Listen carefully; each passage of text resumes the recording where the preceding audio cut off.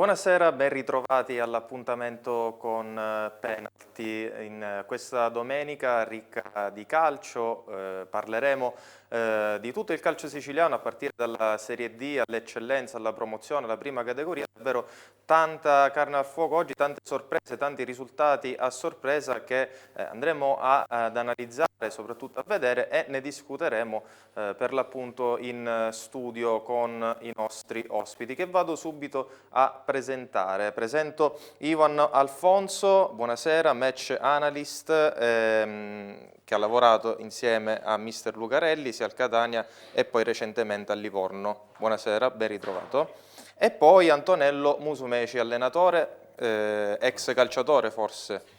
Sì, del calcio Giarre in prima categoria, e parleremo anche di questa categoria e del calcio al Giarre in generale. Salutiamo anche, ci segue da casa, Ettore Tortorici, che colpito da un malanno ci segue, e gli auguriamo ovviamente una pronta guarigione. E allora chiamiamo subito dalla regia i risultati del campionato di Serie D, con davvero tante sorprese, a partire da Cittanovese Bari, il Bari che cade contro la Cittanovese, un rocambolesco 3-2, risultato sicuramente inaspettato. Poi Marsala Messina 1-1, Città di Messina Nocerina 0-1, Igia Virtus Palmese 0-2, Gela 1, Portici 2, Locri 1, Roccella 0, Cireale Rotonda 2-0, giocata per l'appunto ieri, Turris 2, San Cataldese 0, Castrovillari 3, Troina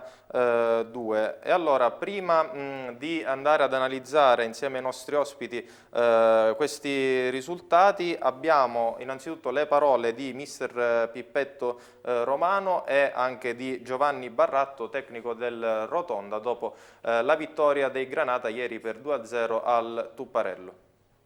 Abbiamo difeso bene, anche se alcune volte abbiamo rischiato di prenderlo per scarsa concentrazione su dei piazzati, però era importante oggi fare il risultato pieno, perché dovevamo riscattare un po' quello che un po' avevamo perso domenica a Nocera facendo una grande prestazione. Oggi come oggi è importante mettere punti in classifica. Oggi è stata una partita, ed era una partita da mettere punti pieni in classifica, e ci siamo riusciti abbastanza bene.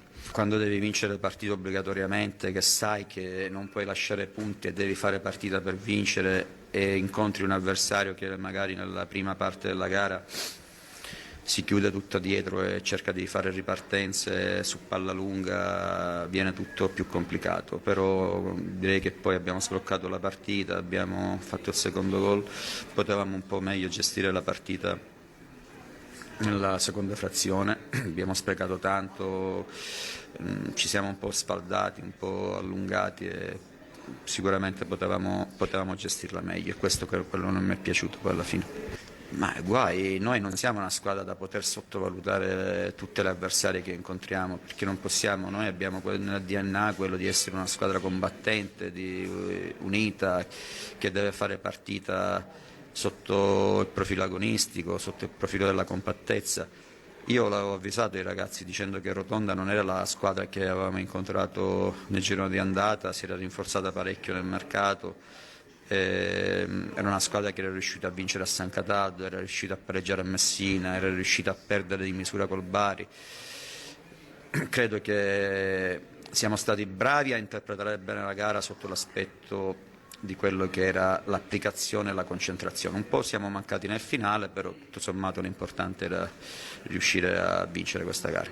Sì, è un vero peccato, perché come ha detto lei è una squadra molto viva, tosta, che veramente vende cara la pelle. Anche oggi lo è stato, alcune decisioni sono state un po' contro, però fa parte del calcio e bisogna accettare tutto. Però ho visto veramente una squadra che non si è mai arresa, si è battuta contro tutto e tutti, con un arbitraggio a dir poco, non mi fate dire i termini perché non è mio costume, non ho protestato per educazione, però arbitrare in questo modo fa veramente male a persone che lavorano tutto il giorno per ottenere risultati. Sì, gli episodi sembrano veramente tutti contro, però ci sono ancora tantissime partite. Con una squadra così viva come ha dimostrato anche oggi, penso che è giusto essere molto fiduciosi, e io lo sono, perché veramente bastano 2 o 3 partite importanti con qualche vittoria di seguito e può veramente poi girare tutto in modo diverso, anche se sappiamo che sarà difficile fino alla fine, però come ripeto bisogna far sì che la domenica prossima cominciamo a fare punti, perché lo meritiamo secondo me. E dunque queste le impressioni dopo il match tra Acireale e Rotonda. Vediamo anche la classifica prima di far intervenire i nostri ospiti dalla regia. Il Bari ha 49 punti, Turris 40, Marsala 32, poi Castravillari, Cittanovese 31, Portici 30, Palmese e Nocerina 29, Gela 28, Acireale 27, Troina 26, Locri 25, San Cataldese, Roccella e Città di Messina 22, Messina 21, staccate di molto che ad oggi sarebbero retrocesse in eccellenza, Gia Virtus e Rotonda. Vediamo anche il prossimo turno e così andiamo a completare le grafiche per quanto riguarda la Serie D. Roccella Cireale, Nocerina Castrovillari, Portici Città di Messina, Messina Cittanovese, Palmese Gela, Bari Igea Virtus, Troina Locri, San Cataldese Marsala, Rotonda Turris. E allora comincerei proprio da Ivan Alfonso, match analyst. In questo campionato di Serie D sicuramente l'inserimento del Bari nel girone I ha un po' destabilizzato un po' tutto il campionato. Assolutamente, innanzitutto il Bari ha fatto in modo tale che avesse una rosa più che competitiva per risalire immediatamente la classifica, quindi è importante comunque sottolineare come giocatori del calibro di Simeri stesso o aver preso un Pozzebon, giocatori importanti comunque sicuramente di una categoria superiore. Simeri stesso alla Juve Stabia l'anno scorso già aveva fatto parecchio bene, quindi è una squadra sicuramente che può far bene nel proprio girone, non è un caso che sia prima distaccata di parecchi punti dal resto della classifica. È normale che comunque sorprende la caduta che è arrivata oggi, però fa parte anche questa del gioco. Sì, diciamo un po' una grossa sorpresa. Mister Musumeci. Penso che il Bari sia veramente una corazzata, sta facendo un campionato a sé. Dietro vediamo la Turris che senza i 2 punti di penalizzazione sarebbe lì a un passo.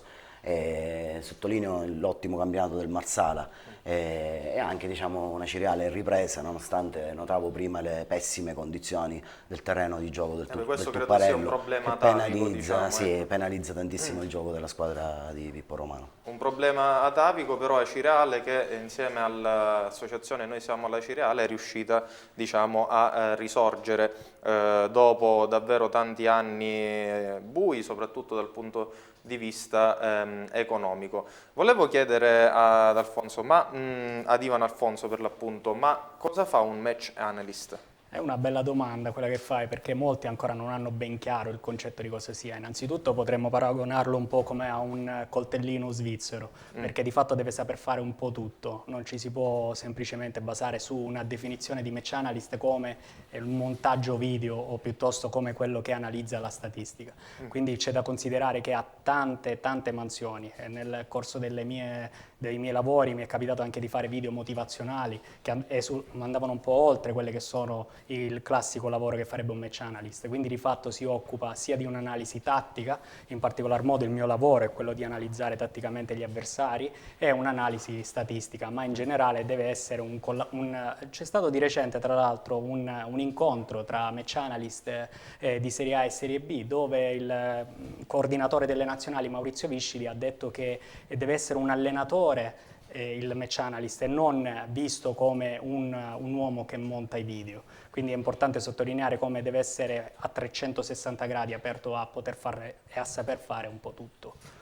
Mister Musumeci vorrebbe un match analyst nella sua squadra? Magari. Comunque dal punto di vista dell'allenatore, del tecnico, quanto è importante in una squadra questa nuova figura nel mondo del calcio? Io credo che sia una figura fondamentale per come si sta evolvendo il calcio moderno, perché come giustamente diceva Ivan, è un allenatore a tutti gli effetti, sono tutti che fanno i corsi UEFA B, UEFA A, UEFA Pro, e poi si specializzano in quello che è lo studio dell'avversario, ma anche, soprattutto nelle squadre di Serie A e di Serie B, nello studiare la propria squadra durante gli allenamenti. Credo che sia un ruolo importantissimo per come si sta evolvendo il calcio moderno.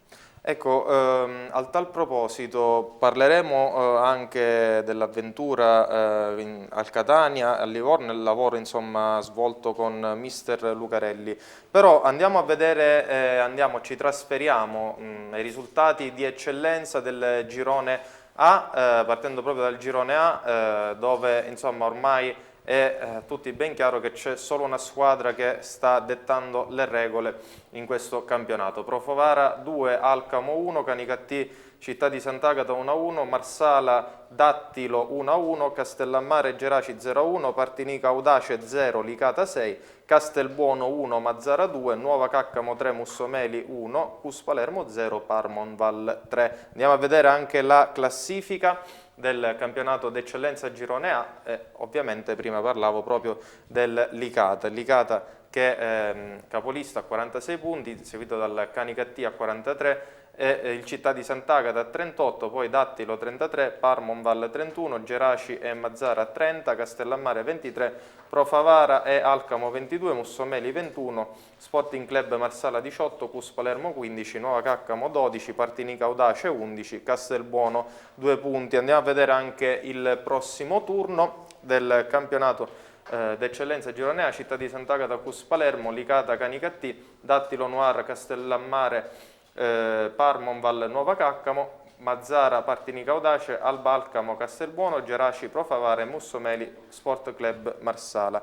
E allora un Licata sicuramente schiacciasassi, ha subito insomma, parto da mister Musumeci, diciamo, la concorrenza, subisce ancora la concorrenza del Canicattì, però insomma è una squadra che veramente segna tanti gol a partita e sembra proiettata verso la Serie D, dopo che l'anno scorso insomma il Marsala è prevalso, è riuscito a prevalere. Diciamo che Licata è una piazza abituata a categorie ben superiori all'eccellenza, sia per organizzazione sia per pubblico. Diciamo che decisivo sarà lo scontro di domenica, perché domenica c'è Licata-Canicattì, per cui se Licata, che tra l'altro gioca tra le mura amiche, saprà far sua l'intera posta, diciamo che metterà una seria ipoteca sulla vittoria finale del campionato. Devo aggiungere qualcosa, Ivano Alfonso? Ma sicuramente ha già detto tutto il collega, un 0-6 che è stato importante oggi, però poi tutto si decide la prossima settimana, o comunque sicuramente si può mettere un punto importante in merito al primo posto in classifica, quindi decisamente la prossima settimana potrebbe essere uno spartiacque per entrambe le squadre. Ecco, come si riesce a vincere un campionato di Serie D di eccellenza? La programmazione è tutto oppure servono altri aspetti, insomma, perché comunque parliamo di un campionato dilettantistico, che dilettantistico non è, perché ci sono comunque giocatori che prendono i famosi rimborsi spese, certo. Quindi non è proprio dilettantismo. Ma sicuramente ci vogliono tante componenti che vanno a inserirsi tutti insieme. Non è la rosa più forte che vince il campionato, così come non è solamente la gestione del gruppo nel riuscire a far dare bene le cose. Quindi sicuramente bisogna sapere gestire la componente del gruppo, avere la fortuna di avere un gruppo di qualità, saper gestire la componente societaria, la componente tifosi, la componente anche da un punto di vista mediatico, quindi essere in grado di gestire tutte le componenti fa sì che tu riesca a creare un gruppo vincente, altrimenti diventa complicato, fermo restando che, come si può vedere anche nelle categorie superiori, è facile arrivare in uno scivolone quando meno te l'aspetti. L'abbiamo visto col Bari, l'abbiamo visto a volte anche col Catania in Serie C o in qualsiasi altre categorie, quindi non è sempre la rosa di qualità superiore che ti assicura la vittoria del campionato. E allora, prima di passare all'eccellenza Girone B, ci sono delle immagini relative al Livorno, insomma, dove per l'appunto Ivano Alfonso è stato. Ecco, queste sono intanto le immagini del Licata, non sono queste, dico alla regia, ecco, le vediamo dopo, però vorrei un attimino parlare dell'esperienza a Livorno, perché insomma un'esperienza in Serie B è andata male per Lucarelli, come tutti sappiamo. Sì, allora l'esperienza da un punto di vista prettamente dei risultati è stata ovviamente negativa perché comunque non abbiamo fatto come ci si aspettava. È stata comunque un'esperienza importante per tutto lo staff che ha cercato ovviamente di dare il massimo, di dare il suo contributo affinché potesse raggiungere i risultati prefissati.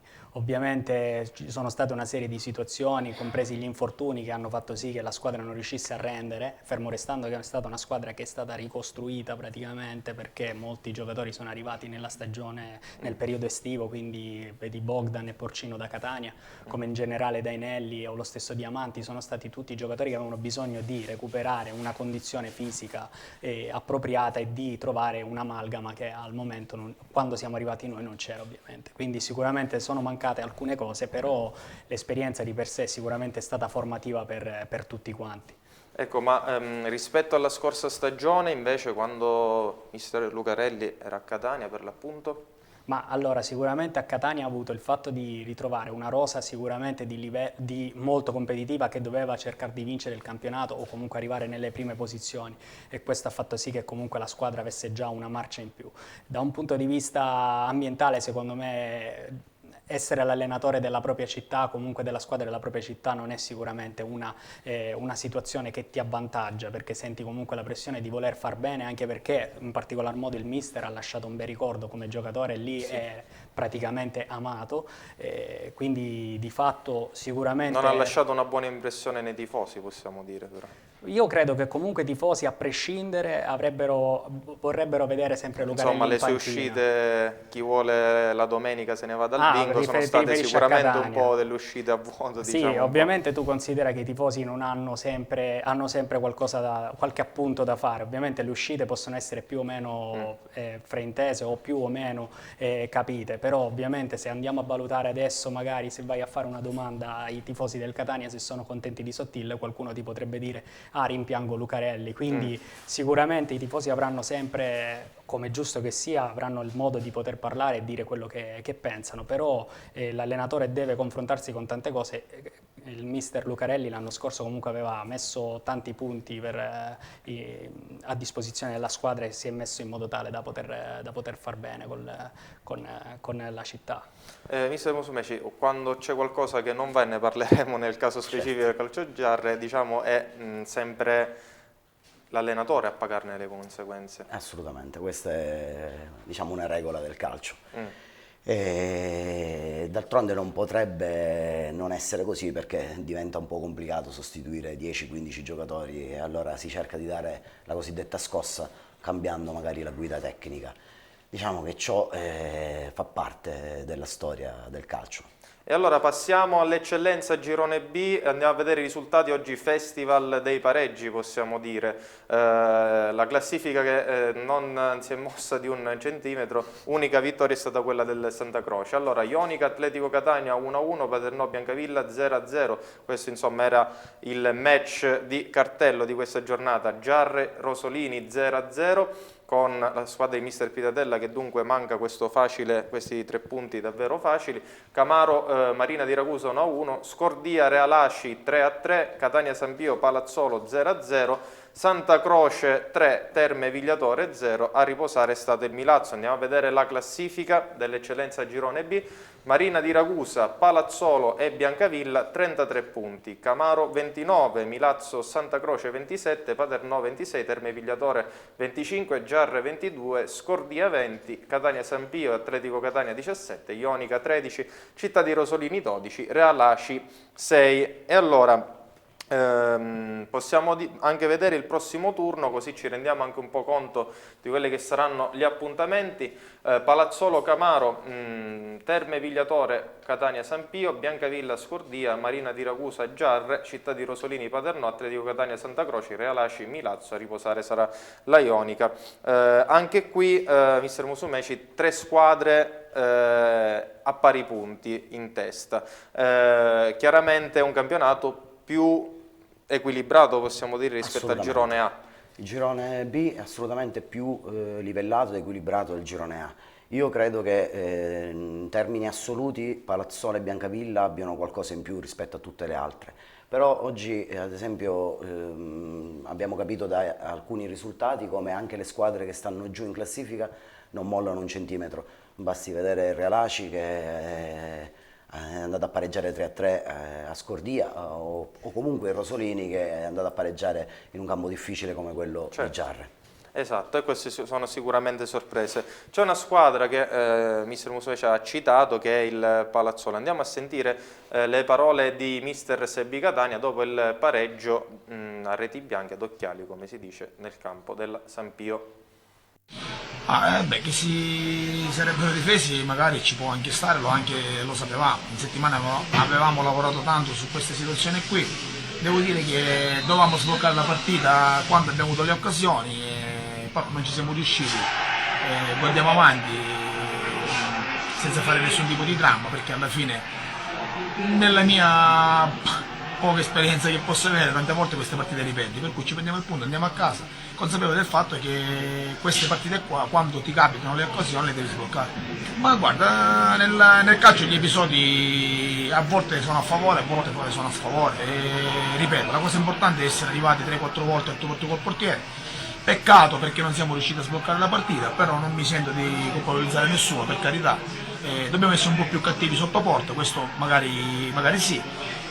Però andiamo avanti, stiamo sereni, ribadisco che la strada è ancora lunga, questa era una partita difficile, perché non è un campo assolutamente facile, andiamo avanti, non dobbiamo mai pensare, come ho sempre detto, che il campionato finisce il 6 di aprile, per cui stiamo sereni, siamo consapevoli che stiamo facendo un grande lavoro, perché stiamo lavorando tanto, sappiamo che dobbiamo migliorare sempre, per cui mi avrebbe fatto più male magari venire qui e non creare nulla. Il fatto che abbiamo creato, poi abbiamo sbagliato, prima o poi li faremo.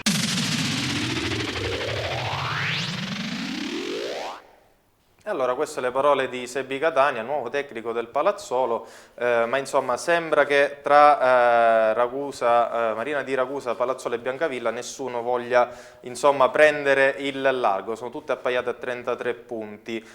Il Palazzolo, come detto da mister Musumeci, è il favorito come il Biancavilla, possiamo dire che il Marina di Ragusa è un po' la sorpresa, l'outsider di questo campionato. Però ascoltando le parole di mister Sebbi Catania rispetto al tuo ruolo, cosa consiglieresti al tecnico che è in crisi di risultati? Ma sicuramente non mi permetterei mai di consigliargli nulla, ovviamente gli auguro, visto comunque che nonostante abbia fatto il modesto, la sua esperienza comunque importante, anche la stessa Sicula Leonzio ha fatto bene, quindi sicuramente è un allenatore che saprà trovare le giuste soluzioni. È normale che oggi poteva essere, visti gli altri risultati, poteva essere importante vincere, visto che le prime 3 di fatto sono rimaste con gli stessi punti, con un punto in più e basta.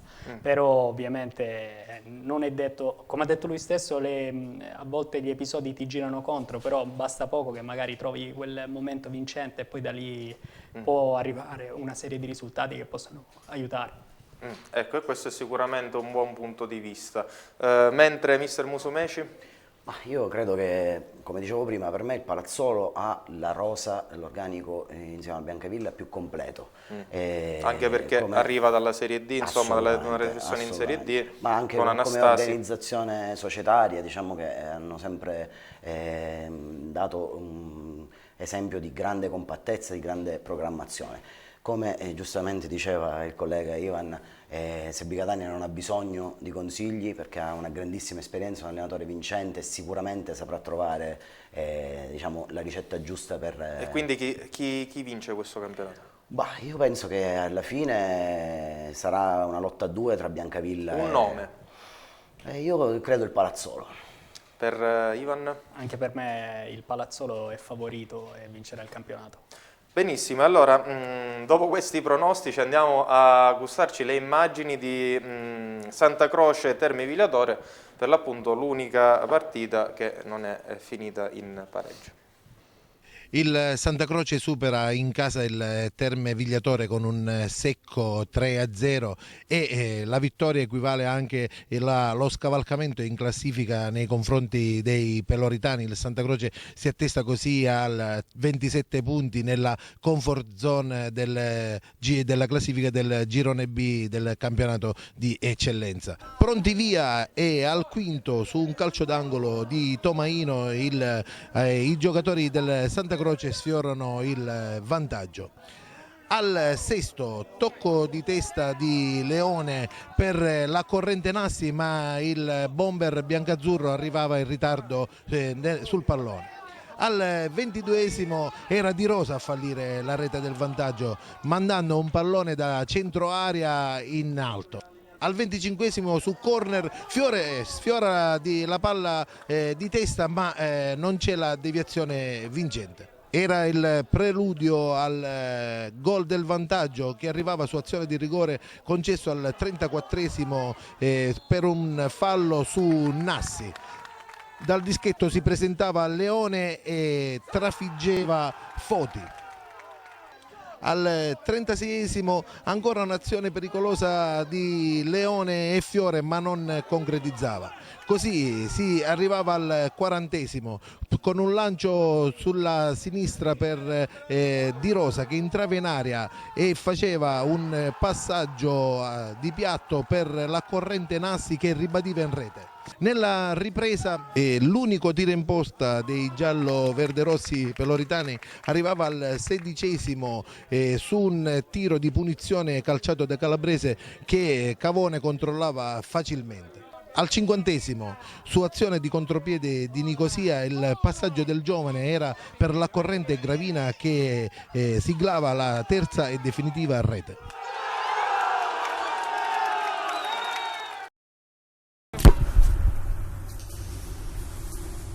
E adesso andiamo ad ascoltare le voci dei tecnici Maurizio Nassia, il tecnico del Santa Croce, e Salvatore Cambria per quanto riguarda la parte del Terme Vigliatore.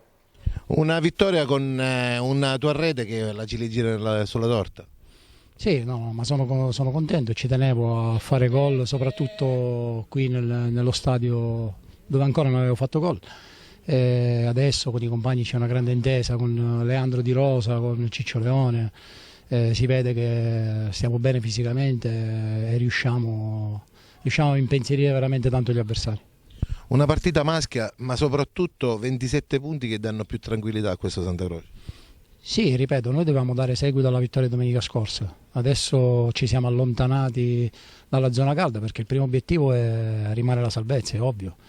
E poi quando raggiungeremo questo primo traguardo guarderemo la classifica e vedremo cosa possiamo fare per toglierci qualche altra soddisfazione. In questo periodo non ci gira un po' bene, un po' troppo nervosismo da parte dei miei e soprattutto qualche indecisione arbitrale che mi lascia un pochettino con l'amaro in bocca. Sono pesate le assenze di Danne e Puzzone e poi quell'espulsione di Bartuccio?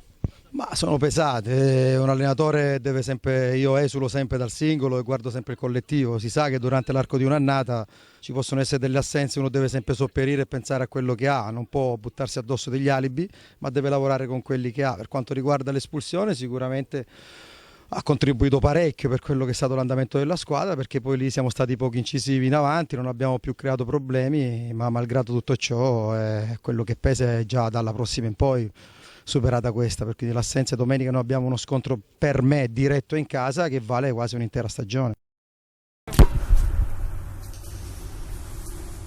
E abbiamo sentito dunque anche le voci dei protagonisti per quanto riguarda la sfida tra Santa Croce e Terme Vigliatore.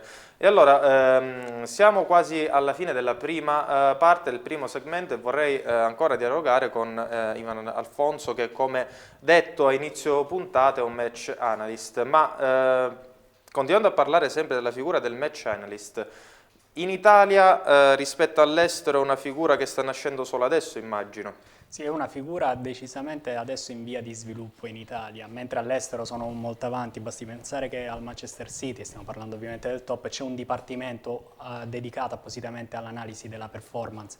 Quindi per analisi della performance non si indica solamente la questione tattica, bensì parliamo statistica, bensì parliamo da un punto di vista biomeccanico. Stiamo parlando di un vero e proprio lavoro che ci sta dietro con tante persone. In Italia è una figura che si sta sviluppando adesso, adesso maggiormente, è una figura che sicuramente è importante per quanto riguarda le società e per quanto riguarda i club, perché ti permette di avere qualcosa in più sicuramente da un punto di vista della preparazione della gara, ma non solo, anche da un punto di vista della metodologia di allenamenti, anche da un punto di vista prettamente della programmazione, quindi sicuramente è una figura che diventa ormai ricercata almeno dalla Serie C in poi, anche se devo dire che ultimamente sentivo che anche nei dilettanti, comunque nell'ambiente dilettantistico, è una figura che inizia in qualche modo a prendere parte degli staff delle squadre dilettantistiche, quindi sicuramente una figura che verrà utilizzata parecchio nel corso del tempo. Ecco, ma se qualcuno volesse intraprendere questa strada, c'è un corso di studi, c'è una sorta di tirocinio, cosa bisogna fare per diventare un match analyst? Allora, da un punto di vista dei corsi ce ne sono veramente tanti, organizzati sia dalle società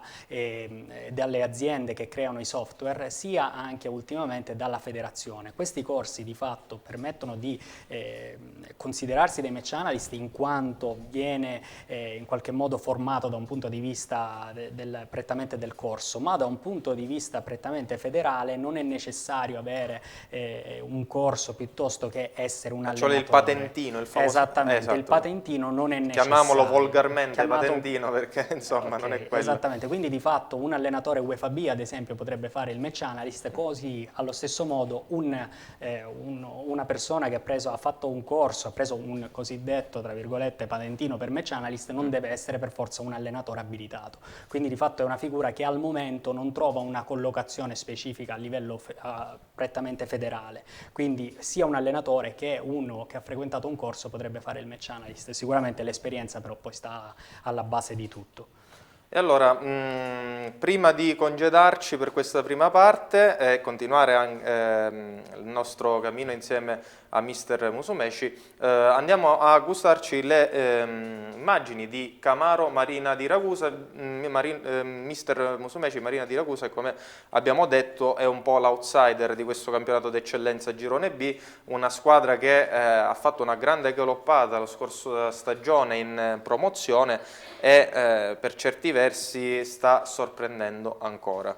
Cosa ne pensi? Assolutamente, diciamo che in questo momento riveste il ruolo di terzo incomodo, sì, nella sfida per la vittoria del campionato, ed è una squadra che esprime un bel gioco, che si sta facendo valere partita dopo partita, e diciamo che poi sulle ali dell'entusiasmo potrebbero arrivare anche traguardi a inizio stagione magari insperati. Anche se fondamentalmente è un po' assurdo che Ragusa abbia tante squadre sparpagliate tra eccellenza e promozione, ma questa è sicuramente un'altra storia, anche perché parleremo del big match nella seconda parte tra Ragusa e Enna, big match di promozione.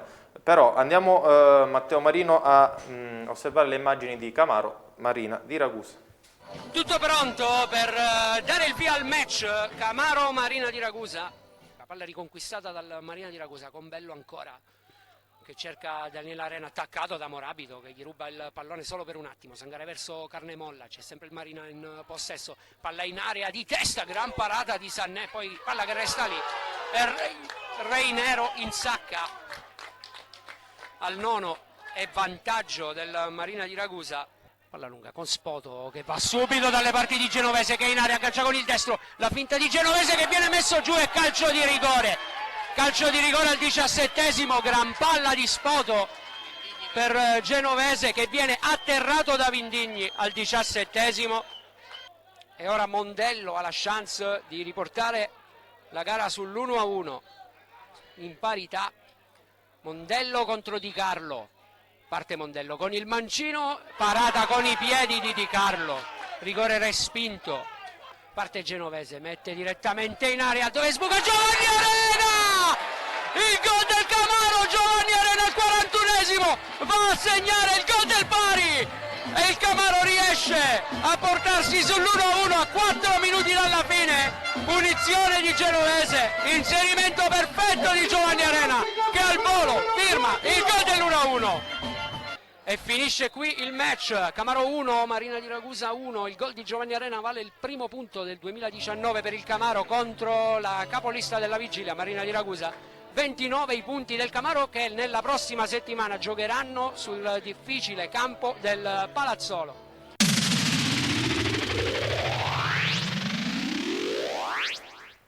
Un campo che non sembrava, Ivan Alfonso, nemmeno un campo d'eccellenza, quello del Camaro, società peloritana che sta investendo molto sul calcio, nonostante la categoria. Sì, decisamente. Guarda, passare dalle immagini precedenti a queste qui del Camaro è sicuramente un colpo d'occhio importante, perché comunque si è visto un altro tipo di calcio, anche per i giocatori stessi ovviamente viene tutto più facile. È importante che comunque la società stia utilizzando i fondi in modo tale da poter cercare di raggiungere traguardi importanti. Quanto è importante dunque la progettualità rispetto anche alla struttura?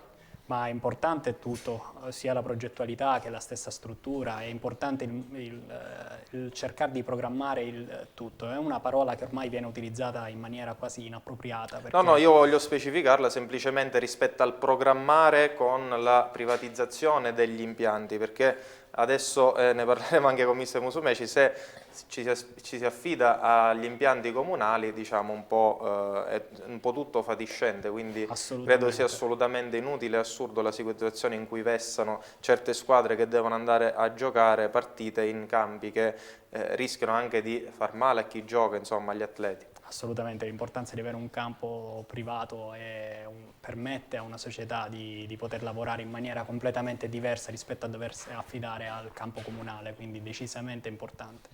In prima categoria, mister Musumeci, dove giocate voi? Allora, noi giochiamo al regionale a Giarre come campo di casa che, diciamo, nonostante sia in terra battuta, presenta un fondo abbastanza regolare. Possiamo definirlo EIFU, il regionale di Giarre? Una volta dicevano che aveva un manto erboso migliore del campo centrale di Coverciano, lo disse Boninsegna quando venne con la nazionale Under 21 di Serie B.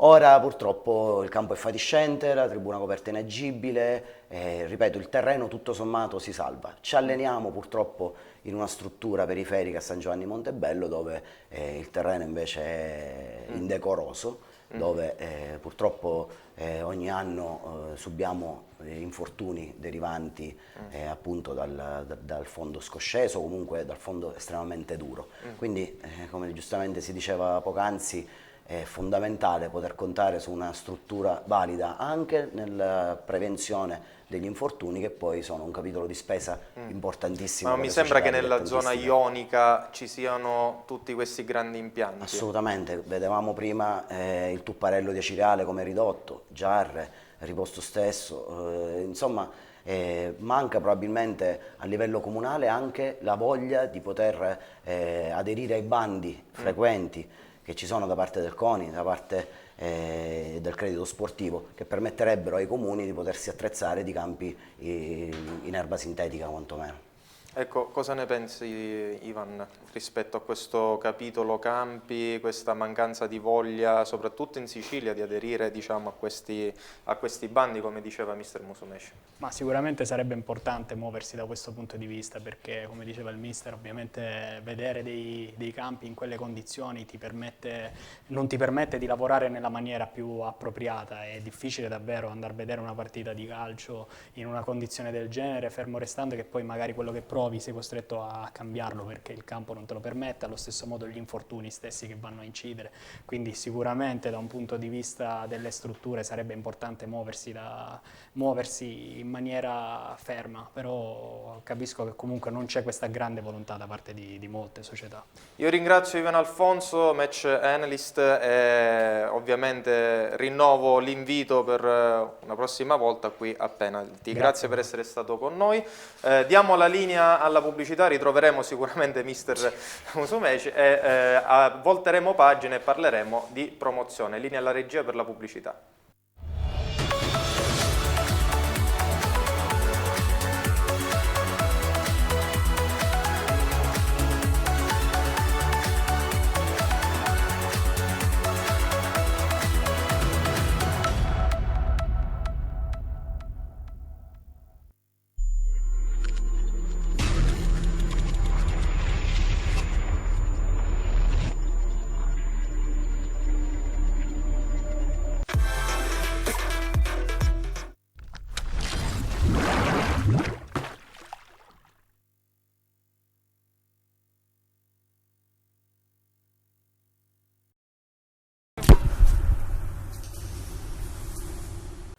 Eccoci qui per la seconda parte di Penalty. Vado subito a presentare il nuovo ospite, mister Michele Cassisa, tecnico degli allievi del Real Catania. Sì, Real Catania, insomma, che è una solida realtà che sì. È sul territorio da quanti anni?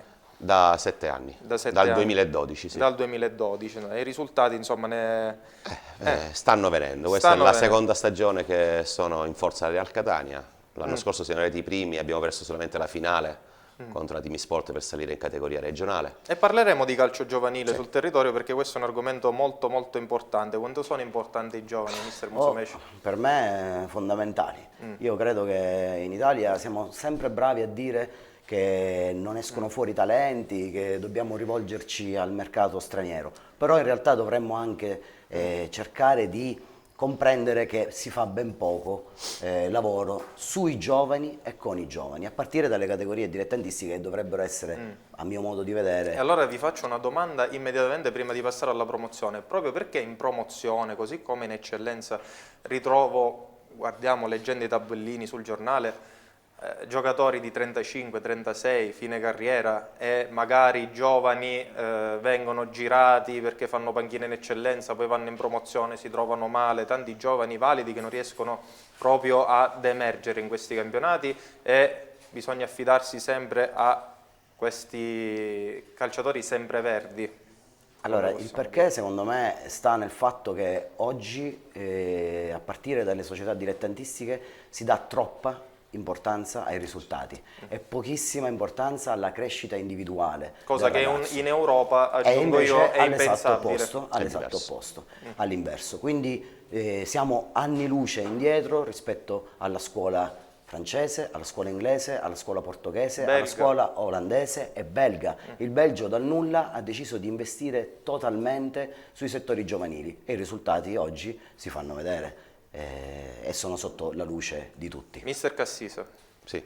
No, ha perfettamente ragione Musumeci, perché si vogliono i risultati subito, di conseguenza si affida alle persone magari più grandi, hanno avuto più esperienza rispetto ai giovani, e vedo anche degli allenatori che mettono gli under negli esterni, perché nella zona centrale è pericoloso. Ecco. Invece secondo me, io l'ho fatta le categorie dei grandi, finì in promozione, io se vedevo un ragazzo emergente che poteva giocare con i grandi, giocava tranquillamente anche titolare.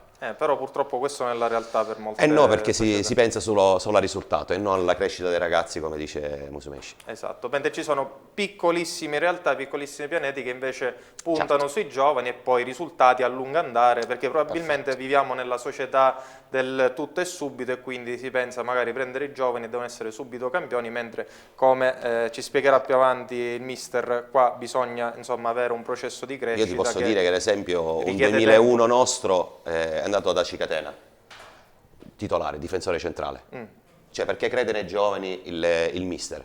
E questa è la cosa bella, perché devono iniziare questi ragazzi, magari mettendolo con uno più grande. Vabbè, ovviamente qua stiamo parlando dell'argomento in maniera, diciamo così, molto, molto rapida, molto superficiale, però poi c'è tutta la storia dei procuratori, delle false promesse, che però ovviamente questo è un altro discorso, ne parliamo perché non abbiamo c'è il procuratore. E allora andiamo a vedere i risultati delle promozione girone A. Matteo Marino. Eccoli qua: Olimpica Agragas Balestrate 0-0, Salemi 2 Casteltermini 1, Gattopardo 2 Don Bosco Partinico 1, Monreale Camarat 1-1, Folgore 5 Libertas 0, San Giorgio 3 Vallelunga 0, Don Carlo Misilmeri 4 Villabate 0, Albatros Lercara 2 Vis Borgonovo 1. E andiamo a vedere anche la classifica. Salemi 44, San Giorgio e Ciro 42, Misilmeri 41, Monreale 34, Casteltermini 32, Folgore 31, Albatros Olimpia Agragas 30 punti, Vallelunga 24, Balestrate 22, Partinico 19, Gattopardo 17, Villabate 15, Libertas 2010, Camarat 13 punti, Vis Borgonovo 3 punti. La Libertas, per l'appunto, a proposito di giovani, è una squadra che ha solo giovani, solo ragazzi sotto i 22, massimo 23 anni, e l'anno scorso ha fatto un buon campionato in eccellenza girone A. Andiamo a vedere anche il girone B, di promozione. I risultati: Sinagra 1, Acquedolcese 0, l'Iniziativa 6, Altofonte 0, Lascari 1, Cefaledum 2, Acquedolci 2, Città di Casteldaccia 0, Gangi 2, Milazzo 2, Bagheria 1, Torrenovese 2, Rocca di Caprileone 0, Gioiosa 0, sono in campo Sant'Anna e Sant'Angiolese. Andiamo a vedere la classifica a questo punto, con il Cefaledium con 44 punti, Acquedolci 41, Torrenovese 31, Milazzo 30, Bagheria 29, Sant'Anna 27, Sinagra e Sant'Angiolese 26, Gangi 23, Acquedolcese e Rocca di Caprileone 21, l'Iniziativa 18, Casteldaccia 15 insieme all'Ascari, Altofonte 11, Gioiosa 10 e infine passiamo alla promozione girone C, così abbiamo anche il modo insieme ai nostri ospiti di fare un commento globale sui 3 gironi di promozione. Sporting Viagrande 1, Academy San Filippo 2, Aci Sant'Antonio 0, Carlentini 1, Sporting Taormina Bronte 1-2, Motta Mister Bianco 1-1, Cicatena 1, Gescal 0, Torre Grotta 1, Giardini Naxos 2, Villafranca Sporting Pedara 0-0, a riposare è stato il Città di Mascalocia. E guardiamo che lotta che c'è nel girone C, una bella lotta che insomma si sta pian piano definendo. Pedara e Aci Catena con 36 punti, Città di Mascalocia e Aci Sant'Antonio 31, poi via via Taormina e Carlentini 28, Bronte 27, Giardini Naxos 25, poi c'è il Villafranca che si presuppone abbia 20 punti, Città di Mister Bianco 17, Gescal, Aci San Filippo e Sporting Viagrande 16, FC Motta 15, Torre Grotta 8. E allora, partendo proprio dal girone C, parto da Mister Cassisa, una bella lotta con lo Sporting Pedara che nasce, diciamo, dalle ceneri dello Sporting Trecastagni, ma ci sono anche le altre realtà come Aci Sant'Antonio e Città di Mascalocia che sono lì, che stanno inseguendo. Sì, sì, il Città di Mascalocia, infatti, col direttore sportivo Angelo Costa, questo è il secondo anno che lì stanno facendo bene, anche loro molta programmazione e si affacciano anche tanti ragazzi. Se non erro in porta hanno alla Spina ed è Juniores, se non erro è 2099, una cosa del genere. E stanno affrontando un campionato anche con tanti giovani. Sì, la lotta secondo me... Poi c'è la Cicatena comunque lì. Sì, la lotta secondo me fra la Cicatena e il Pedara, lo Sporting Pedara, sono le due squadre molto attrezzate per poter dire la loro su questo campionato. E proprio sulla Cicatena, poc'anzi ti dicevo, ecco, questi sono... molto con i giovani. Noi abbiamo dato 2-2001 alla Cicatena dove giocano sistematicamente titolari i ragazzi. Ciò vuol dire che il mister e la società crede nei giovani. Mentre scorrono queste immagini, mister Musumeci, sulla lotta nel girone C. È un girone equilibrato, molto equilibrato. Rispetto a quello degli anni passati. Assolutamente. Ecco. Tra le altre cose, attardate di qualche punto, c'è anche il Bronte che è una bellissima squadra. E devo dire che, come giustamente diceva il collega, Aci Catena, Pedara sono delle realtà dove è stato programmata una stagione importante e i risultati gli stanno dando assolutamente ragione. E qui quindi la programmazione fa tutto. Mentre scorrono queste immagini, chiedo sempre ai due mister qui in studio, secondo voi 4 gironi di promozione sono eccessivi rispetto a quelle che sono le squadre? Ovvero, mi spiego meglio, tutti gli anni vediamo squadre che praticamente non ce la fanno più già da novembre, forse era meglio non farle partire, però sembra che la Lega abbia le orecchie tappate e non interessi, appunto, ci interessi solamente incassare quella che è l'iscrizione. Non è insomma. solamente in promozione eccellenza, ma anche nel settore giovanile è così. Sì, tu sì, vedi assolutamente. già, prima che finisce l'andata, già le squadre che si ritirano perché magari in un campionato regionale è molto esoso e di conseguenza non possono affrontare tutte queste spese che ci sono. La federazione sì, ti fa iscrivere perché magari prende l'iscrizione, non lo so, però alla fine poi il campionato è anche falsato, perché quando poi una o due squadre si ritirano non c'è più la retrocessione, oppure devi fare il turno di riposo, secondo me è un campionato falsato. Mister Musumeci? Io sottolineerei, sono d'accordissimo con le parole del collega, io sottolineerei anche veramente le pessime condizioni in cui è ridotta la categoria juniores. Campionati che con l'obbligo di dover presentare la squadra iniziano con 8-9 squadre per girone, dopo un mese se ne ritirano 3, i ragazzi giocano una volta ogni mese in certi periodi dell'anno e si finisce per disperdere tantissimi giovani che possono essere anche talentuosi, perché appunto è una categoria che non ha più senso in questo modo. Sarebbe una cosa intelligente da parte della Lega farla ritornare, a mio parere, nel settore giovanile scolastico, farli giocare non il lunedì ma bensì il sabato e la domenica, sistemare il discorso juniores obbligatori in prima squadra che sta diventando oramai un'arma a doppio taglio, perché le società sono ostaggio, come giustamente dicevi tu prima, dei procuratori già nella categoria allievi, dalle usure diciamo del procuratore, questo anche è esordienti. Esatto, è letteralmente scandaloso. Con i genitori che molto spesso si fanno, diciamo, prendere in giro, illudere da questi messaggi velati dai perché sono procuratori. convinto che se un ragazzo ha un talento e è bravo lo vedono, non c'è bisogno del procuratore. L'importante è pagare ogni tanto. Non dico che tutti i procuratori sono così, però ci sono esempi che, insomma, di genitori truffati con i figli che praticamente poi alla fine si sono ritrovati delusi dal calcio e che quindi hanno chiuso i battenti. E hanno anche smesso di giocare a calcio. E hanno anche smesso di giocare a calcio. Però noi il calcio lo vogliamo vivo e quindi ci andiamo a vedere le analisi del match tra Motta e Mister Bianco, un derby. Nella settimana che ha portato al cambio tecnico e insidia da derby per il Motta, la sfida è di quelle che vale tantissimo sul fronte della salvezza contro il Città di Mister Bianco. Novità nelle rispettive panchine, esonerato Santo Giuffrida dopo il tanto risicato quanto pesante KO esterno con l'Academy, a guidare i biancorossi e Alessandro De Manuele direttamente dalla compagine juniores, scelta interna della società. Sul fronte opposto Carlo Platani ha rassegnato le dimissioni, torna in panchina Ciccio Insanguine per la difficile operazione salvezza da compiere da qui ad aprile. Il Mister Bianco che non t'aspetti ha velocità sulle gambe di Stefano, si invola verso Sottile in uscita, la precisione c'è, la potenza un po' meno, Stancampiano salva all'ultimo metro.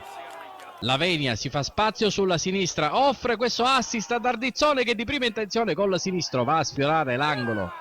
Mister Bianco ben compatto in difesa e allora il Motta prova a sfondare sui calci da fermo. Lavenia scalda i guanti di Celano che respinge. Reti inviolate in un primo tempo senza sussulti, entra in campo un Motta un pizzico più intraprendente, azione sulla destra alta con Coniglio che fa tutto bene sullo stretto ma calcia malamente.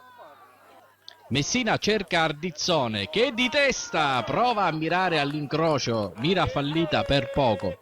Motta a trazione anteriore, proprio tosto che va a ispirare Capitan Montalto, la girata è di quelle strappa applausi, pallone che finisce in rete ma è tutto vano, esultanza compresa, bandierina alzata da parte di uno dei due assistenti che vede un offside proprio di Montalto. Scampato il pericolo, il Mister Bianco prende a questo punto coraggio, Di Stefano ha una buona occasione al limite dell'area piccola ma non la sfrutta a dovere. Più concreto è Riela al termine di questa azione che registra un Mister Bianco sicuramente più reattivo in mediana rispetto al Motta. Riela va a conquistare qualche metro, pesca il jolly da 20 metri, sottile, non impeccabile nella circostanza e il Mister Bianco è in vantaggio al minuto 34 della ripresa. La reazione è affidata ai piedi di Tosto che scheggia l'incrocio con la punta del destro. Sembrerebbe un segnale di riscossa e invece dall'altra parte Guerra con questa semi-rovesciata mette i brividi ai padroni di casa quando di minuti ne mancano 5 al termine. Lavenia gira col mancino questo pallone, la barriera si salva e devia in corner e il 90+5 proprio dal calcio d'angolo. Lavenia tutti avanti, Sottile compreso, doppia testa in area, troppo propizia l'occasione per Davide Ardizzone ed è il gol dell'1-1 sui titoli di coda con Augello che emette il triplice fischio proprio in contemporanea con l'esultanza dei biancorossi. Primo gol in campionato per Davide Ardizzone, rompe anche lui un lungo digiuno. Il Motta si salva all'ultimo respiro da una sconfitta che avrebbe potuto avere complicanze inaspettate in classifica. Finisce 1-1, un punto sulla strada della permanenza. Dal Motta però ci si attendeva di più.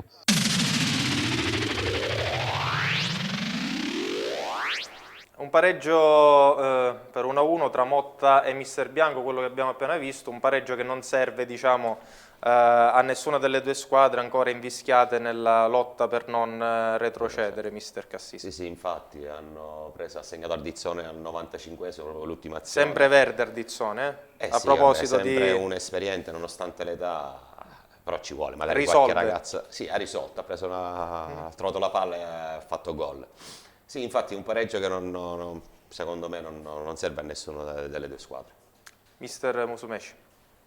Sono d'accordo anch'io, purtroppo non serve a molto prendere un punticino in certi scontri diretti, anche se c'è da dire che entrambe le squadre avevano cambiato questo guida derby, tecnica. diciamo, è un Era derby. un derby, avevano cambiato guida tecnica durante la settimana, quindi tutto sommato è un punticino che probabilmente può dare morale a quella spinta per affrontare la fase finale del campionato. E allora andiamo a vedere insieme i risultati con la relativa classifica invece del girone D di promozione. Andiamo a completare dunque quel discorso promozione.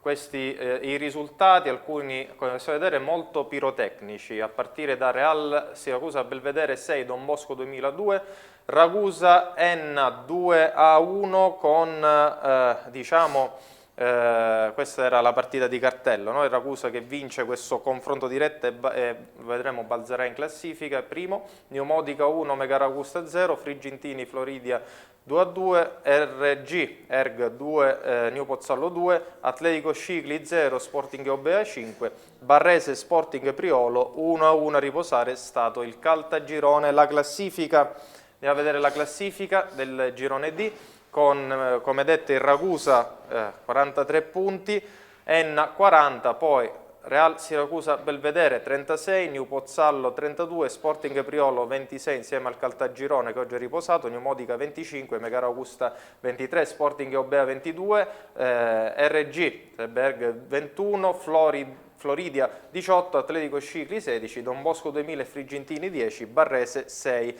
Ragusa e Enna, Mister Cassisa. Due realtà importanti nel panorama del calcio siciliano, due nobili decadute che si ritrovano testa a testa in un confronto, in un duello cavalleresco in questa grande arena di questo campionato di serie di promozione girone D. Di utenza, squadre blasonate che giustamente per indisponibilità economiche o per altre vicissitudini sono in promozione. Infatti oggi è un campionato a testa fra loro due, oggi ha vinto il Ragusa lo scontro diretto. Se poi vedi quasi in tutti i gironi... Rivediamo la classifica intanto, mentre sentiamo le parole del mister. Sì, ha vinto lo scontro diretto, allora è andato 3 punti avanti. Però se vediamo anche gli altri gironi, ci sono le prime 2, massimo 3 e poi c'è il vuoto dietro. Sì. Il problema è questo, infatti risultati tennistici, tante cose. Improvvisazione, Mister Musumeci? A volte sì, a volte anche quello che succede a fine campionato, come giustamente stavi dicendo tu prima, che molte società non ce la fanno ad andare avanti, quindi la Lega, pur di far cassa, propone i cosiddetti ripescaggi. E quindi molte società vengono invitate al ripescaggio nonostante non abbiano probabilmente le risorse economiche ma anche organizzative per poter affrontare la categoria superiore. E quindi a volte poi ci si ritrova a metà campionato con la classifica spaccata a metà, con il fanalino di coda che a stento riesce a mettere 11 persone in campo, eccetera, eccetera, eccetera. E allora torniamo in studio dopo aver visto ampiamente questa classifica, Matteo Marino, per parlare un attimino, ci fermiamo dal calcio diciamo di promozione perché tra poco entreremo nella prima categoria dove Mister Musumeci sarà protagonista, insomma, nel bene o nel male, insomma, ci parlerà un po' del campionato e parliamo invece dell'avventura di Mister Michele Cassisa col Real Catania. Ci parli un po' del progetto del Real Catania, come detto è da 7 anni, una realtà che è da 7 anni sul territorio. Solo settore giovanile. Solo settore giovanile. Ecco, possiamo vedere delle foto nel frattempo che scorrono. Esatto, questa è la penultima partita. Oggi proprio abbiamo finito alle 5:30 di giocare, abbiamo avuto un derby contro il San Giorgio, noi primi, loro terzi, l'abbiamo spuntata noi con 2 calci di rigore. C'è per esempio giocare a Belletri, una squadra allievi, già allievi, stiamo parlando di ragazzi che prossimi Beretti, prossima prima squadra, oggi non era calcio. Dove giocate voi? Noi giochiamo al Paratore. Al Paratore. Per quelle poche strutture che abbiamo a Catania. Perché ne parlavamo prima di strutture fatiscenti. Sì, molto ecco. fatiscenti, perché se tu prendi Zia Lisa non si può giocare più, perché il manto del Bosso non c'è più. Non esiste. Questo è il campo di San Gregorio dove abbiamo giocato, bellissimo manto, però sempre in terra battuta, dove poc'anzi diceva il mister il discorso degli infortuni, devi anche sopperire a questi campi per gli infortuni, cercare un allenamento adeguato anche alla domenica dove giochi, se giochi in un'erba vera, erba sintetica oppure in terra battuta. Di conseguenza la nostra programmazione è anche questa, che durante la settimana lavoriamo o ci alleniamo in un campo simile a quello in cui dobbiamo affrontare la settimana dopo. Ecco, mister Michele Cassise è tecnico degli allievi, come detto, Sì. Quindi parliamo di ragazzi di età compresi 2002-2003. 2002-2003. Sì, faccio anche il direttore tecnico della società, ho anche questa menzione e poi abbiamo tutto il settore giovanile, sia sperimentale regionale che provinciale.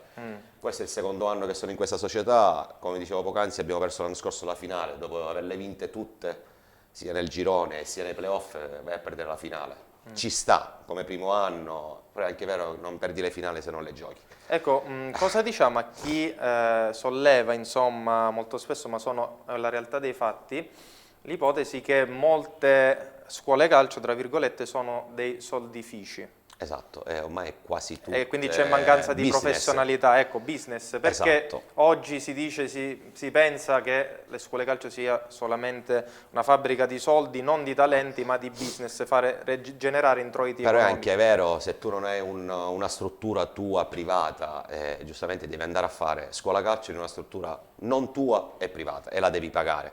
Devi andare a fare allenamenti nel settore giovanile, nei campi comunali e devi pagare. Devi fare la partita la domenica e devi pagare. Non c'è più il discorso di una volta, i presidenti col portafoglio o gli sponsor, non ci sono più. Di E conseguenza vanno a sopperire sulla retta, diciamo, sul mensile che pagano i ragazzi per poter sopperire alle spese gestionali dei campi, delle strutture che dove vai a giocare o ad allenarti e magari un piccolo rimborso spese per i tecnici. Antonello Musumeci. Questo è un argomento delicato, perché sono assolutamente d'accordo col mister che non si è più nelle condizioni in cui si era 15 anni fa, dove c'erano strutture valide, dove c'erano i contributi comunali per le società sportive, dove c'erano sponsor. Oggi trovare uno sponsor diventa complicato e la voglia di far andare avanti a volte le realtà, soprattutto nel settore giovanile, spinge le società a richiedere diciamo un mensile ai genitori dei ragazzi, che ci può anche stare, ma l'importante a mio parere non è tanto quello che pagano i genitori, l'importante è la qualità che viene offerta ai ragazzi. Okay. Quindi... A proposito di qualità, voglio chiedere a mister Michele Cassisa, ma il tecnico, l'allenatore, il dirigente, tutte queste figure che ruotano attorno ai settori giovanili, quant'è difficile da 1 a 10 riuscire a rapportarsi con l'utenza, quindi con i genitori degli allievi? Lo so che è una domanda un po' particolare, però... Tantissimo. Allora, noi nel nostro staff sono tutti ragazzi qualificati, dice col patentino, classico gergo dire patentino, ma non è questo, perché prima di tutto dobbiamo essere educatori noi, sì. Perché sono ragazzi, tu fai il fratello più grande, il papà, a volte il cugino, l'amico, però il problema sta sui genitori, perché sì. Come diceva poc'anzi, pagando la retta, diciamo il mensile, sono autorizzati a parlare. Una volta si giocava perché meritavi, oggi perché paghi il mensile magari si permettono di dire ah mio figlio l'hai fatto giocare 5 minuti, l'hai fatto giocare 10 minuti, deve giocare per forza. Quindi tu... Allora, andando in un settore giovanile, chi merita gioca, secondo me. Io a volte faccio giocare anche ragazzi di categoria inferiore con quelli più grandi, perché se meritano è giusto che devono emergere. Ma il problema sta tanto sui genitori, questo è vero. E quindi cosa si fa? E quindi fai riunioni... Diventa un lavoro a tempo pieno. Ma è un lavoro, sì, un lavoro a tempo pieno, sia con i ragazzi, sia con no, perché magari tu ti confronti con 20 ragazzi della Rosa e loro con uno solo. Perciò già devi essere bravo e un psicologo a poter condividere con tutti e cercare di trovare la chiave giusta per ogni ragazzo, perché magari questa è un'età un po' critica, perché la ragazza, il motorino, gli amici È facile la PlayStation, è facile lasciare il calcio per queste cose. E questo è un grandissimo lavoro.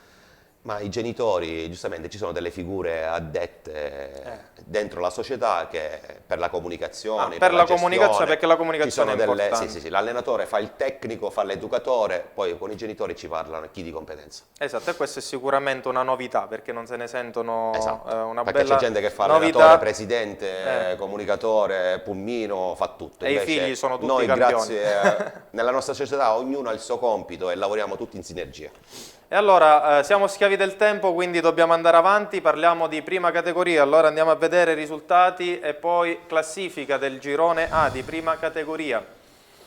Città di Carini 2, Real Menfi 1, Unitas Sciacca 3, Città di Cinisi 0, Palermo C Popolare 2, Fulgatore 1, San Giorgio Piana 4, Gibellina 0, Colomba Bianca 1, Belmonte Mezzagno 2, Città di San Vito Lo Capo 2, Resuttana 1, Mazzarese 5, Valderice 3. Andiamo a vedere la classifica. In testa l'Unitas Sciacca con 33 punti, segue il Città di Cinisi con 30, San Vito Lo Capo 28, Palermo Calcio insieme a Carini 27, Fulgatore 25, Resuttana 21, San Giorgio Piana 17, Mazzarese 16 insieme al Valderice, Gibellina 14, poi Real Menfi e Mezzagno 9, Colomba Bianca 6. Andiamo rapidamente anche a vedere le schermate relative alla prima categoria girone D. Duilia 81-3, Città di Calatabbiano 0, Orsa 2, Juvenilia 1958-4, Promende 1, Sant'Alessio 0, Nike Torino Club 2, Santa Domenica di Vittoria 1, Monforte San Giorgio Saponara 1-1, Randazzo 0, Valdinisi 2, Atletico Messina 3, Zafferana 0. Andiamo a vedere anche la classifica. Valdinisi 42, ormai credo che abbia vinto il campionato, Atletico Messina 28, Calatabbiano 26, Zafferana 21, Promende 20, Juvenilia 17, Saponara e Orsa e SD Vittoria 16, Sant'Alessio 15 insieme al Monforte, Nike Torino Club 15, Randazzo 14, Duilio 81 11 e proprio per questo ci andiamo rispettivamente ovviamente a questo girone, andiamo a vedere le immagini di Zafferana, Atletico Messina Zafferana. 14° turno del campionato di prima categoria siciliana per il girone C. A far visita al Despar Stadium all'Atletico Messina e lo Zafferana di mister Giuseppe Lombardo, reduce dalla sconfitta pesante per 4-0 sul campo della capolista Valdinisi. 21 i punti raccolti dalla formazione etnea, lontana 4 lunghezze proprio dai biancazzurri di mister Naccari, che invece hanno trovato un successo nell'ultimo turno per 4-0 sul Sant'Alessio e hanno raccolto 25 punti fin qui. Siamo già al film della gara con lo Zafferana che gestisce il primo possesso di questa sfida, ma è subito l'Atletico Messina a rendersi pericoloso in avanti e travolgente l'azione di Libro che scarica il rimorchio per De Tommasi, palla ulteriormente dietro dove arriva Cenci dalle retrovie, spara alto però col destro. La risposta al nodo di gioco dello Zafferana in questo tentativo di avanzato è provvidenziale per Ogulletta, in te che il scivolato ad allontanare il pericolo. Al 13° passa in vantaggio Atletico Messina, Cenci scucchia dentro dove trova Bonanno, colpisce sul primo palo Capitan Tiziano Bonanno e fa 1-0 per l'Atletico Messina. 42° ci riprova allora l'Atletico Messina con Pagliaro, la palla ritorna al rimorchio per Cenci, spara addosso a Finocchiario che si salva in qualche modo al 42°. C'è spazio anche per la leziosità di Marco Libro, colpo di tacco e tunnel ai danni del numero 5 Muzzetta. Che giocata da circo di Marco Libro. Si torna in campo nella ripresa, per il momento senza cambi tra le due formazioni, non cambia l'inerzia della gara, ritmi piuttosto blandi. L'Atletico Messina controlla senza troppi patemi d'animo, ci prova dopo 3 minuti alla ripresa del gioco. Pagliaro direttamente da calcio di punizione colpisce il legno, era rimasto impassibile l'occasione Finocchiaro. Un minuto più tardi ci prova allora il Libro a distendersi in contropiede, chiude il triangolo con Pagliaro, prova ad andare col mancino alto sulla trasversale il suo tentativo. Al 77° pioverà sul bagnato per la formazione etnea di mister Lombardo, infatti già ammonito Ivan Ciaccio, classe 91, viene espulso per questo secondo giallo, per questo intervento su Mirko Pagliaro, anche in 10 uomini. Ora lo Zafferano dovrà letteralmente scalare una montagna insormontabile. All'83esimo prova allora Pagliaro a trovare la sua gioia personale, lascia sul posto il diretto marcatore avanzato, si sposta il pallone sul mancino, il diagonale termina per questione di centimetri al lato. Minuto 84, ci prova allora De Tommasi a far cadere la tribuna sempre gremita del Despar Stadium, questa volée che non trova però, non sortisce gli effetti sperati. Lo farà e come proprio allo scadere Mirko Pagliaro, servito da Calapai, in vola verso la porta di Finocchiaro, va col pallonetto! Mirko Pagliaro timbra anche quest'oggi forse il gol che manda i titoli di coda su questa sfida al 90esimo. Ha messo la sua firma su questa gara. Di fatto sono 3 punti in cascina per i ragazzi di Mister Naccari, che così si preparano al meglio al big match della prossima settimana sul campo della capolista Baldinisi, ma ci sarà ancora tempo per mettere la ciliegina sulla torta. Infatti De Tommasi sfrutta l'errore di Finocchiaro, si invola verso la porta ormai sguarnita col mancino, fa 3-0, seconda rete consecutiva per l'ex Gescal, che sfrutta questo arachiri di Pietro Finocchiaro, si invola, entra in area di rigore e con un preciso diagonale gonfia la rete per la terza volta. Game over al Despar Stadium, l'Atletico Messina si impone per 3-0 sullo Zafferana. Apre Bonanno, seguono le marcature di Pagliaro e De Tommasi nella ripresa.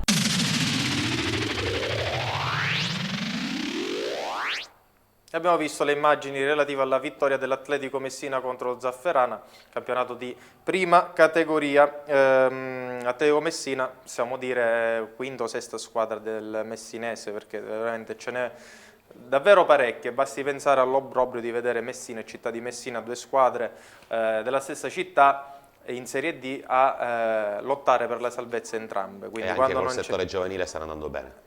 Però insomma non c'è unità di intenti a Messina, sembra veramente troppo sparigliata la situazione. Comunque andiamo avanti, partiamo con i risultati e la classifica del campionato di prima categoria girone F, perché poi parleremo di quello, mettiamo prima l'F, Matteo Marino, perché poi quello riguarda bene il mister Musumeci. Ecco i risultati: Portopalo 2, Chiaramonte 1, Mazzarone 2, Città di Canicattini 2, Vizzini 1, Perscicli 0, Noto Nobile Decaduta 1, Proragusa 1, Città di Comiso 3, Rinascita Netina 0, Calcio Avola 2, San Conitana 0, Ferla 2, Virtus Ispica 0. La classifica del girone F di prima categoria: Città di Comiso 30, Chiaramonte e Mazzarrone 29, Noto 25, Portopalo 20 insieme al Ferla, Perscicli 18, Virtus Ispica e Città di Canicattini 17, Calcio Avola 16, Proragusa 15, San Conitana 14, Rinascita Netina 9, Vizzini 8. Anche qui troviamo delle nobili decadute, mister Musumeci, come Avola o Noto, Rinascita Netina e comunque il dopo Noto, dopo il fallimento della serie D. Che ovviamente questa è la cartina di tornasole di un calcio siciliano che è veramente allo sbaraglio. Per certi versi parlo ovviamente degli aspetti economici, non voglio intaccare oggi in questa sede la professionalità altrui. E allora siamo pronti col girone E di prima categoria, risultati e classifica. Militello Val di Catania 2, Belpasso 3, Leo Soccer 3, Calcio Giarre 0, Mascalucia Città di Catania 1-1, Russo Sebastiano 2, Città di Francofonte 1, Calcio Belpasso 1, Palagonia 2, Nisiana 1, Santa Lucia 0, Aci Bonaccorsi 1, Villaggio Sant'Agata 1. La classifica che vede in testa il Palagonia con 35 punti, seguito dalla Nisiana con 32, Russo Sebastiano 29, Belpasso 27 punti, Villaggio Sant'Agata 22, Aci Bonaccorsi 20, Militello Val di Catania 18, Santa Lucia e Città di Catania 17, Mascalucia 16, Calcio Belpasso 15, Leo Soccer 10, Città di Francofonte 8, ultimo e fanalino di coda il Calcio Giarre con 4 punti, che ci spiegherà insomma un po' la situazione mister Musumeci. Oggi era una partita importante contro il Leo Soccer, vedete, siete stati sconfitti per 3-0. Oggi è una partita importante, sì, una brutta sconfitta, nonostante una prestazione discreta. Abbiamo anche sbagliato un calcio di rigore sull'1-0 per gli avversari, che un po' ha tagliato le gambe ai ragazzi. Queste sono delle immagini di repertorio che vedete. Altri 2 Sì. gol. Ma diciamo che la partita è specchio di una stagione complicata, difficile, un progetto ambizioso, fatto di tantissimi giovani, un'età media di 22 anni in campo dalla prima giornata, e una squadra che è stata rifondata da zero, quindi tutti i ragazzi rispetto alla nuovi, scorsa stagione. allenatore nuovo, giocatori nuovi e anche un paio di dirigenti nuovi. E poi siamo stati inseriti in questo girone catanese, che è un girone complicato rispetto al girone di Messina. Ostico. Ostico per via di... Vi aspettavate di essere inseriti nel girone lato messinese? Assolutamente Perché? sì, perché storicamente le squadre, diciamo, della fascia ionica sono sempre andate nel girone messinese. Quest'anno invece c'è stato quest'ibrido di noi, la Russo Calcio, nel girone catanese, insieme al Santa Lucia, che è la squadra, diciamo, che oramai gioca ad Avola, e a qualche altra squadra di quella zona nel girone catanese. Girone ostico, sì, livello tecnico non eccelso, ma campi brutti. Campi brutti in che brutti senso? Sotto tutti i punti Sorride di vista. mister Cassisa? Brutti... Perché sorride mister? Io l'ho fatta 8 anni fa, per 10 anni ho fatto queste categorie, la prima, la promozione, l'eccellenza, sia da allenatore che da giocatore, e ci sono campi ostici, ma in tutti i sensi, come dice lui. Cioè là a volte è inutile il tasso tecnico, a volte perdi magari perché sono più avanti di te a livello mentale, a livello gestionale della partita, gestionale della struttura, ambientale, ecco. Ambientale in generale. Ma anche qui ad esempio ci sono delle realtà dove c'è il Belpasso e Città di Belpasso, Sì. 2 squadre nello stesso paese, Sì. come Villaggio e Nisiana, 2 squadre nello stesso quartiere. Sì. Cioè, vedi la differenza, a volte se ne potrebbe fare una, riunendosi e fare una bella squadra, una bella realtà. E questo appunto ne parlavamo prima. Poc'anzi. Però torno da mister Musumeci, la salvezza è possibile?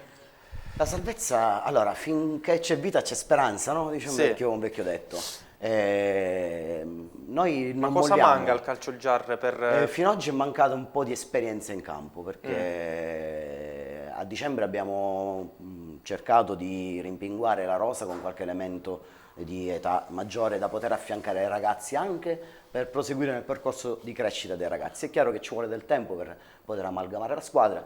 Oggi ad esempio abbiamo avuto 2 infortuni nei primi 30 minuti, 2 eventi traumatici non prevedibili, e mi mancava anche il capitano, che purtroppo nella notte ha avuto un problema di salute, quindi non ci gira nemmeno bene in questo momento, però non si molla assolutamente, i ragazzi comunque sono compatti, ci seguono, la società, devo dire, devo spezzare una lancia a favore della mia società, non ha mai messo in discussione né me né il mio staff, non ha mai messo in discussione i ragazzi, ci sta vicina, non ci fa mancare nulla, per cui andiamo avanti fiduciosi. Quali sono i rapporti col Giarre Calcio in eccellenza? Allora, tra le 2 società magari forse in certi frangenti sono stati un po' conflittuali, perché purtroppo, addirittura? Sì, per via della gestione della struttura centrale. A livello personale penso che ci siano buoni rapporti, perché comunque viviamo tutti nella stessa realtà, quindi... però poi è chiaro che, come dicevamo prima, no? Le strutture sono poche e purtroppo fatiscenti, e questo non permette di avere a volte rapporti buoni con le altre società che ne usufruiscono, perché ognuno ha le sue esigenze e chiaramente poi cerca di farle pesare nelle sedi opportune. Ma tra Palagonia e Nisiana vuole parlare anche mister Cassisi? Palagonia per me è una squadra attrezzata per poter vincere il campionato. La Nisiana li conosco tutti, perché sono stati anche questi giocatori miei, sia della Nisiana, del Villaggio, del Belpasso. È un'ottima squadra. Matteo Marino, guardiamo la classifica nel frattempo che... Però penso che del girone... il Palagonia ha una sua struttura. Ha una struttura societaria magari più esperiente rispetto alla Nisiana. Sì, sono a 3 punti, è una partita, un pareggio, una sconfitta, però penso che il Palagonia ha programmato già dall'anno scorso, perché l'anno scorso c'era mister Serafino che ha condotto i ragazzi fino a fine stagione, e quest'anno c'è una programmazione per poter vincere il torneo. Delusione Militello? Ma il Militello non è una delusione, ad esempio domenica ha battuto proprio il Palagonia in casa 2-1, per giunta in 10 uomini. No, rispetto agli anni in cui è in prima categoria. Sì, ma non ci sono più come dicevo poc'anzi, le risorse economiche, gli sponsor, la città di Militello, giocano nel campo intera battuta, il grande stadio che avevano ormai è chiuso, fatiscente. Campo tra l'altro vicino al cimitero, un po' macabro come... Sì, vabbè, ma se vai anche a Gran Michele, il cimitero è attaccato al campo, ma in quasi tutti i paesi è fuori il paese e c'è il cimitero e c'è il campo. Comunque il Militello è una storia, giusto? Comunque penso che ai playoff ci potrebbe arrivare a farli. E allora, quali sono, chiedo a mister Musumeci prima di salutarlo, quali sono insomma i programmi futuri del Giarre? Dove giocherete la prossima giornata? Prossima giornata in casa con l'Anisiana, quindi sicuramente una sfida difficile, cercheremo di mettercela tutta, di fare bella figura e niente, andiamo avanti, ripeto, per la nostra strada. Il gruppo è compatto e fin quando il gruppo sarà compatto, diciamo che ce la metteremo tutto quantomeno per raggiungere i play-out che potrebbero essere la strada per condurci alla salvezza.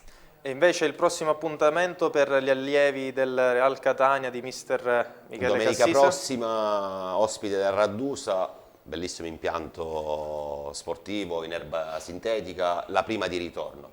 Cerchiamo di continuare su questa strada, su queste vittorie per poter vincere questo campionato. E allora io ringrazio i nostri ospiti, partendo proprio da mister Michele Cassisa, che ringrazio per essere stato qui a Penalty, e ringrazio anche mister Antonello Musumeci, augurandogli chiaramente un buon proseguio di campionato e soprattutto tutte le fortune calcistiche. Io vi lascio con i campioni di Penalty, perché stasera si parlerà di un grande campione, Paolo Roberto Falcao. Vi ringrazio e vi auguro una buona serata.